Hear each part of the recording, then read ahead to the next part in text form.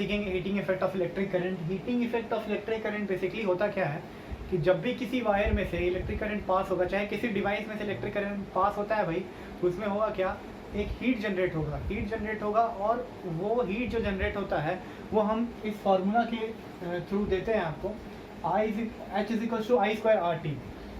तो अगर एक वायर है उसमें करंट अगर पास हो रहा है, करंट अगर जा रहा है, I जा रहा है, तो जाहिर सी बात है इसमें थोड़ा सा आपको हीट प्रोड्यूस होगा। और हीट प्रोड्यूस होने का कारण क्या है, करंट का मतलब क्या होता है, इलेक्ट्रॉन्स का दौड़ना। अगर करंट इस डायरेक्शन में है तो इलेक्ट्रॉन इधर दौड़ रहा होगा। जब इलेक्ट्रॉन दौड़ता है तो ये आपस में क्या करता है, कोलिजन करता है आपस में। जब ये कोलाइड करेगा,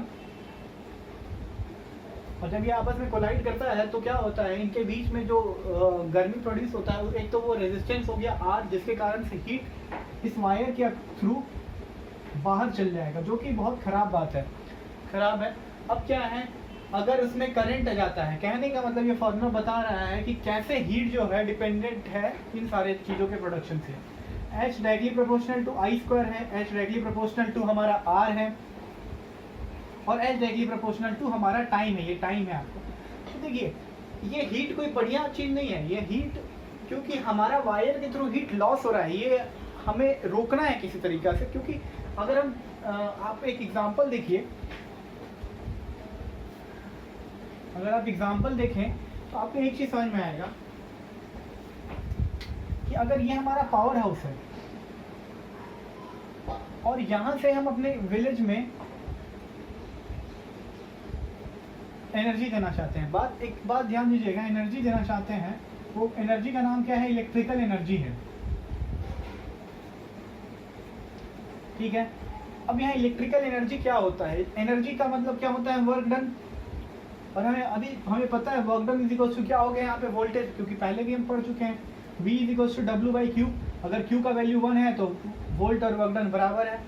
अब voltage is directly proportional to क्या होता है, करंट, यानी सारा आपस में रिलेटेड है। एनर्जी मतलब वर्क डन, वर्क डन यानी वोल्टेज यानी करंट। अब अगर हम यहाँ से आप समझिएगा कि यहाँ से अगर हम 1000 जूल का एनर्जी भेजना चाहते हैं, वहाँ पे 1000 जूल का एनर्जी, इस अपने गांव में 1000 जूल का एनर्जी भेजना चाहते हैं, तो पावर हाउस से ये एनर्जी जाएगा, बट लॉसेज यहाँ पे हो जाएगा। लॉसेज कारण से हो जाएगा, यहाँ पे मान लीजिए 200 जूल का एनर्जी हो जाता है, कभी कभी तो ज़्यादा भी होता है, और यहाँ पहुँचता है 800 जूल। तो ये क्यों होता है, वही heating effect of electric current से होता है, क्योंकि वायर गर्म हो जाता है, ये जो वायर है ये गर्म हो जाता है। तो ये वायर को गर्म ना होने दें, इसके लिए ये फॉर्मूला हमारा बहुत मदद करता है। जैसे H is directly proportional to I², मतलब करंट का स्क्वायर। अगर हम करंट को कम रखें तो हीट भी क्या होगा, कम प्रोड्यूस होगा। अगर रेजिस्टेंस कम रहा तो क्या होगा, हीट कम प्रोड्यूस होगा। अगर कम समय तक के लिए भेजें तो हीट भी क्या होगा, कम प्रोड्यूस होगा। इसको बढ़िया से समझने के लिए अगर हम इसी फार्मूला को थोड़ा सा आगे अगर बनाएं तो हमें पता है कि H = I², R का वैल्यू क्या होता है, V/I, और यहाँ पे टाइम, I से I को काटें, यहाँ फॉर्मूला हमारा आया I × V × T, ठीक है, I × V × T, और यहाँ H आया। कहने का मेरा मतलब यह है कि अगर करंट कम रहा, वोल्टेज कम रहा और टाइम कम रहा तो हमारा हीट लॉसेज भी कम होगा। तो देखिए पहला दो फैक्टर को देखते हैं, वोल्टेज।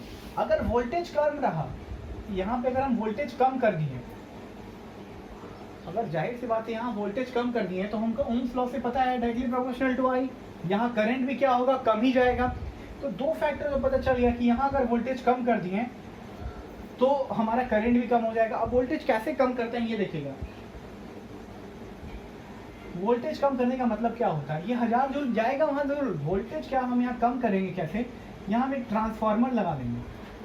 ट्रांसफार्मर का काम क्या होता है, ये अगर 1000 वोल्ट है ना यहाँ पे, तो इस 1000 वोल्ट को ये स्टेप डाउन कर देगा।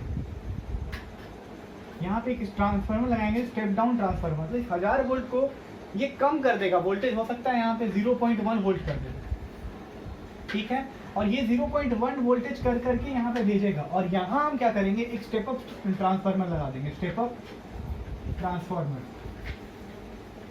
अब जब यहाँ स्टेप अप ट्रांसफार्मर लगाएं जिससे क्या होगा, वही 0.1 वोल्ट यहाँ पे 1000 वोल्ट में चेंज हो जाएगा। तो बेसिकली हो क्या रहा है, हमारा वोल्टेज वहाँ उतना ही पहुँच रहा है। और एक चीज़ ध्यान दीजिएगा, यहाँ इसका कहने 1 वोल्ट में जब ये चेंज हुआ तो इसका ये मतलब नहीं है कि यहाँ कम एनर्जी जाएगा, एनर्जी यहाँ सेम जा रहा है। बस ये क्या है, यहाँ उसका जो रेट होता है, मतलब उसका जो अमाउंट है उसको कम कर दिया, फिर बाद में जाके वहाँ पे same amount step up transformer से हम लोग लगा लेते हैं।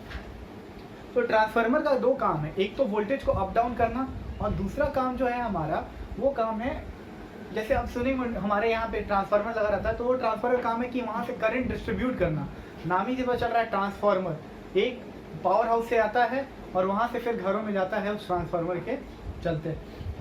और अगला क्या है हमारा, अगर वोल्टेज यहाँ 0.1 वोल्ट, यहाँ 0.1 क्यों किए हैं, यहाँ ध्यान दीजिएगा थोड़ा सा। अगर हम बोलें भाई 1 × 10, ठीक है, आंसर जरूर आएगा 10। अगर हम यहाँ कहें 0.1 × 10, ठीक है, खुद तो कम है और सामने वाला को भी कम कर देगा, यहाँ 1 आ जाएगा। और अगर हम यहाँ कहें 0.001 × 10, तो ये इसको और कम कर देगा, यहाँ पे 0.1 आएगा। तो अगर इसको हम पॉइंट में चेंज कर दें तो यहाँ पे देखिए, अगर इन केस क्या होता है, हम अगर I और T का वैल्यू, I × T का वैल्यू हमारा आता है 50, तो यहाँ वोल्टेज का वैल्यू आप रख देते 0.1 वोल्ट, और यहाँ 50, I × T का वैल्यू कितना है 50। तो आप जब इंटू करेंगे तो यहाँ क्या आ रहा है हमारा 5 जूल, यानी 5 जूल का लॉसेज होगा। इसको भी ये ओवरकम कर दिया, मतलब इसको भी न्यूट्रलाइज कर दिया, इस लॉसेज को भी, IT वाला जो लॉसेज हो रहा था 50 जूल का, इसको भी न्यूट्रलाइज कर देगा। तो हुआ क्या है, यहाँ पे हम क्या करते हैं, इस तरह से हम अपना स्टेप डाउन ट्रांसफर लगा के फिर वहाँ स्टेप अप लगा करके काम को प्रोसीड करते हैं। अब एक और चीज़ आता है भाई, ये टाइम क्या है। तो टाइम तो हम लोग डेली लाइफ में देखते ही हैं कि अगर ज़्यादा देर तक हमारा टीवी ऑन रहता है तो वायर गर्म हो जाता है, क्योंकि जाहिर सी बात है यहाँ अगर इलेक्ट्रॉन ज़्यादा देर तक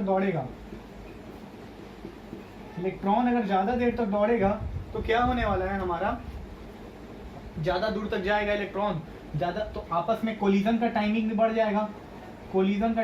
जाएगा, तो उसी हिसाब से और ज़्यादा अमाउंट ऑफ हीट प्रोड्यूस करेगा, यानी हीट लॉसेस होगा ही होगा।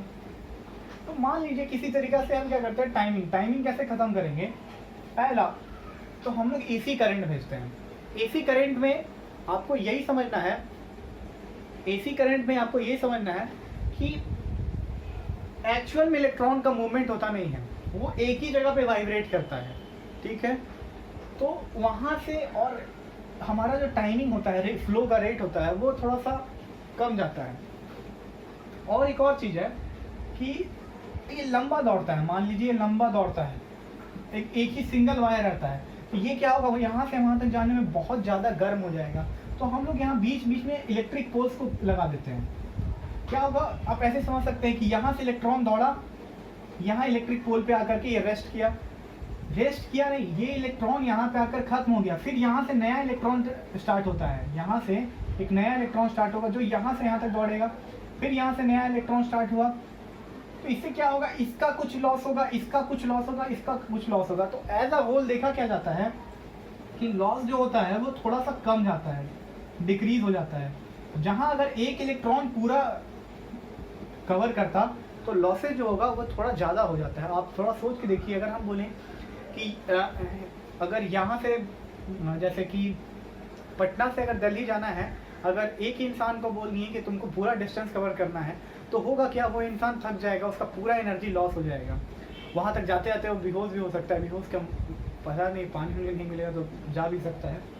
बट अगर वही बोल दिए कि अब ये काम 4 आदमी मिलकर करेगा, तो वो क्या कर सकता है भाई कि आपको रिले रेस टाइप करेगा, वहाँ तक जाएगा, फिर नेक्स्ट इंसान उससे फर्दर प्रोसीड करेगा, फिर आगे जा कर के वो उससे प्रोसीड करेगा। इससे एनर्जी लॉसेस भी कम हो रहा है, हर एक का अपना अपना रोल रहेगा।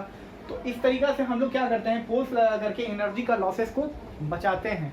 और एक रीज़न है पोल लगाने का कि वायर ज़्यादा ग्राउंड में ना सट जाए, नहीं तो क्या होगा, अगर एक ही सिंगल वायर पोल रहता तो कुछ वायर ऐसा हो जाता तो अर्थ में सटने का खतरा बढ़ जाता, थोड़ा डैमेज का, लाइफ का भी थ्रेटन होता हमारा अगर सामने जाते तो बेसिक कारण यही है कि हम टाइमिंग, इलेक्ट्रॉन का जो दौड़ने का समय है उसे हम डिक्रीज करना चाहते हैं, ताकि और हीट